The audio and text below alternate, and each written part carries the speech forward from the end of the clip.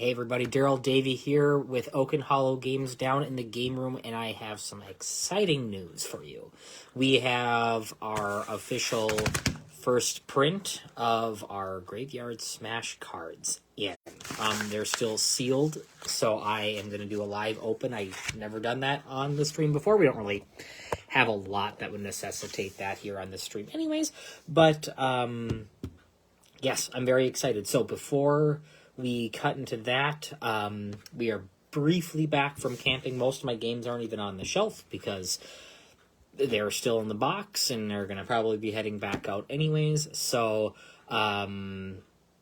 with that said, we're just kind of in the middle of stuff, and the Ward review that we've been talking about will be out in a little bit. We haven't had time to sit down and record it yet. I've been able to play with a few folks now, and we have some thoughts on it, and we will give those to you in our Ward review. But we want some time to do that well. So, without further ado, we're going to break into this live here and see how it goes. It's odd for me getting such a small pack of cards. I was at least expecting a little box, because usually I'm ordering a bunch of these at one time. But here they are. Super exciting. Already I'm liking the color of Geist. Might turn it down a little bit more green, but the thing is Zeds are green themselves, so they're all wrapped. You notice the backs are white. Typically I can fill in the extra cards with some things, but I was a little bit shy of getting that. That helps save the reveal. So this should be every card that's needed to play Graveyard Smash, and some cool things that I don't even think I've spoken to Phil about with these. Oh, all right. So let's look at these together.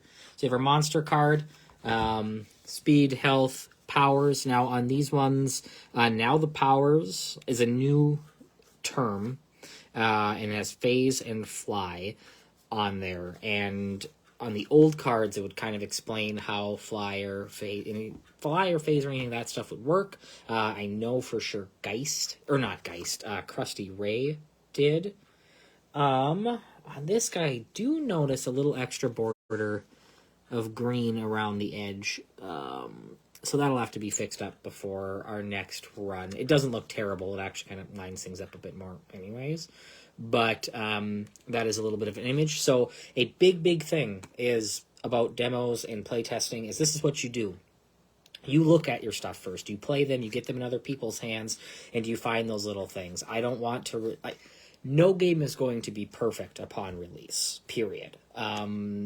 You can have the best games in the world, and they still have errors and things that are confusing, or some even have typos and whatnot. I certainly do. I can't spell to save my life. That's why I have you guys look over my stuff.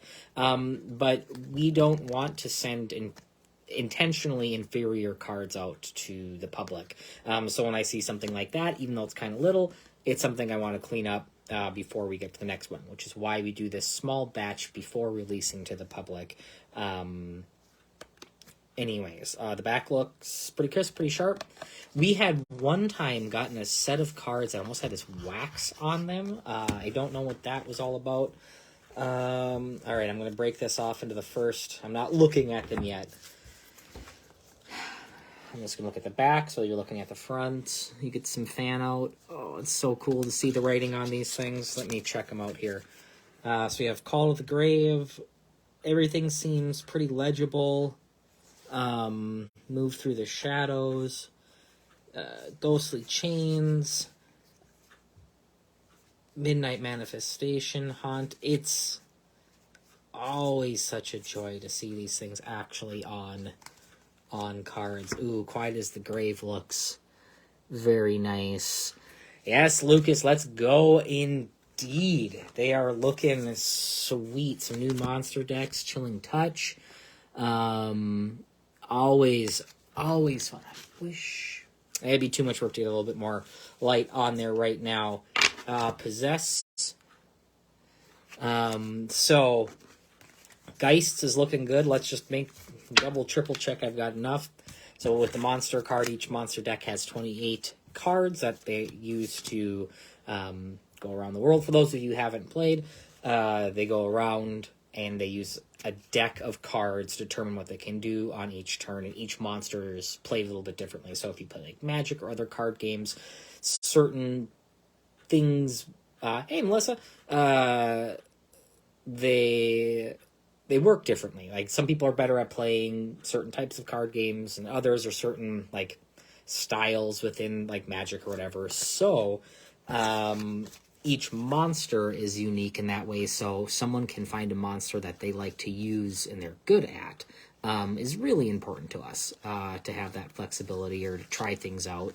Because if you're just copy-pasting monsters with different card art, then that wouldn't be fun for anybody. So, that's Geist. It's been a while since Krusty Ray, since I've had a brand new monster deck in my hand, and it's cool. It's fun. So at a glance, that looks good, and I don't really see that bleed on any of these other cards.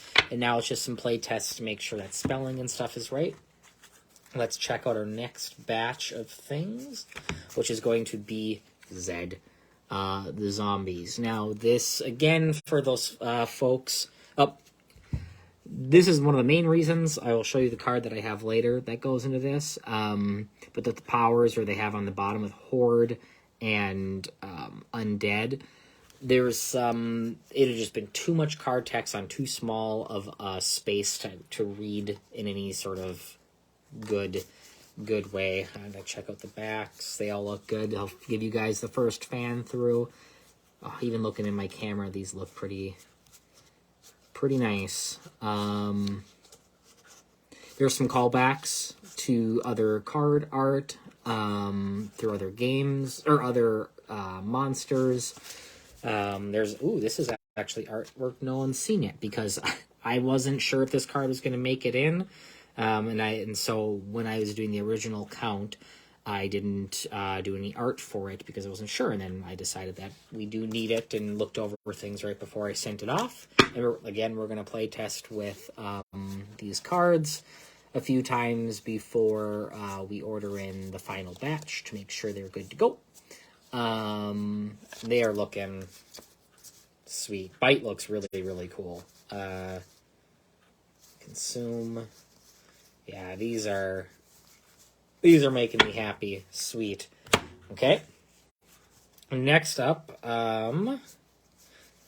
it's been a while since a lot of folks... Ooh, did I get a... Oh, that's why. Okay. My heart skipped a beat for a second. So, one of the things with playtesting is we have our new ninjas. So we have these ones, we'll shuffle them up. The chaperone will play with these, and you either select 4 random trick-or-treaters, and these ones can be added into the old ones can be added into these. Doesn't matter. You either draw 4 random ones, or you use the colors on the back to determine which troop they're in, and that gives you a fairly balanced team. The backs are the same as the other cards, but we have the Mummy, the Ninja, the Werewolf. The Scientist had been, up until this point, the Ufologist. Well, when this was first being made, there was the Ufologist and the Occultist. Or not the... Yeah, the Occultist. And the Ufologist just got dropped. Didn't really have... I couldn't make a good trick-or-treater vibe for it. He may come back in later if we do, like, an Invasions double feature. And he was supposed to pair with the Occultist. Those both could probably come back in Invasion if we ever make those ones. That'd be like a large kaiju and an alien for monsters. But the Occultist, same ability, but Turner the Scientist. So that's new for even my playtester friends, but it looks like these have all come in pretty nicely. The Punk, a Pirate, and then, of course, you can't have Pirates and Ninjas on the same team, right? So they're kind of in their different troops, and each troop kind of works well. But, that being said, there is a few cards in this deck that have interactions with the awareness zones. And again, for those of you who don't play, some trick-or-treaters or abilities will plop down an awareness zone, and it's like if a trick-or-treater gets attacked by a monster, they scream, the neighbors are looking out, and it forms an area of awareness. People are looking out their windows going, what was that scream? And then, like in real life, it slowly ticks down and goes away. But what it does is it provides a zone of protection for the trick-or-treaters within that awareness zone for a while. None of these trick-or-treaters granted the ability to make an awareness zone. And then in playtesting, there is, on the panic chart, which the less trick-or-treaters you have, the more options you have to use. There's a few ways to get them down. But for the game, since it's demoing, I made a copy of both the Ninja and the Pirate that dropped awareness zones down on the map. So if we're playtesting just Graveyard Smash, and it's seeming like we really do need those awareness zones, or one of the cards that interacts with it is just kind of a dead card if there's no awareness zones on the map. So we don't really want that. But we don't want awareness zones being overpopulated. It's one of those things we have to be very picky and precise on when we add it onto a trick-or-treater. So, in that case, we have 2 copies, and one copy has an ability with an awareness zone. The other ones just don't have that ability. So, we're going to play test through those and see. So that's the 2 monster decks, the trick-or-treaters.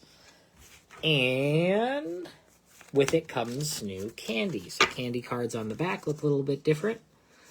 And then we have ABC gum, which has already been chewed gum. This lets you pick a card that you've used out of the graveyard, or out of your discard pile, and use it again. Already been chewed. We have the, what do I call them? The cinnamon balls. So they deal damage to the monsters. I don't know why just the color of these, really. I enjoy the 2 colors. It stands out amongst the candies a lot. Popping candy. That's like the stuff you put in your mouth and it kind of fizzes and pops. Couldn't find a better term for it that wasn't copywritten, so popping candy it is. Let's see, move a little bit extra. And then the wax candy, so like those wax bottles, I think gives you some defense. Cancel an attack against a trick-or-treater. The attack card is discarded. So, wax bottles. So, again, these can be used just with your primary set, or they're intended to be shuffled in with your other candy cards and used that way. So, you'll have some variety for those of you who already own All Hallows Eve and want some new candy to help you out there. You'll have that ability too. And last but not least, since I didn't want to write a new rulebook, this is the double features. Don't have dice, token placer, damage tokens, and at this point a rulebook, because the double features are purely an expansion. They're meant to go on to All Hallows Eve. We have one game at this point coming out after that has been intended to be a full game release, Cabin Fever, which will have 3 monsters, the rules, and all that. So you have some options there. But, like I mentioned, that card text was too small to really be read on cards, and I couldn't fit everything in a good, convenient way, so we have our helper cards, which we had similar stuff in the first one. But what this has is the items. So normally they're in the rule book. I'm going to do this for hopefully future releases of All Hallows Eve as well. But the items will be on their own card that can be set aside. They're normally in the rule book. Since we don't have a rule book, leave it away. So you'll get the salt circle and warding symbol in this one. That can be, again, mixed in with your items. And this gives a brief overview on what each one does. Looks pretty readable. They don't have to be super fancy. You can kind of see. Fairly legible.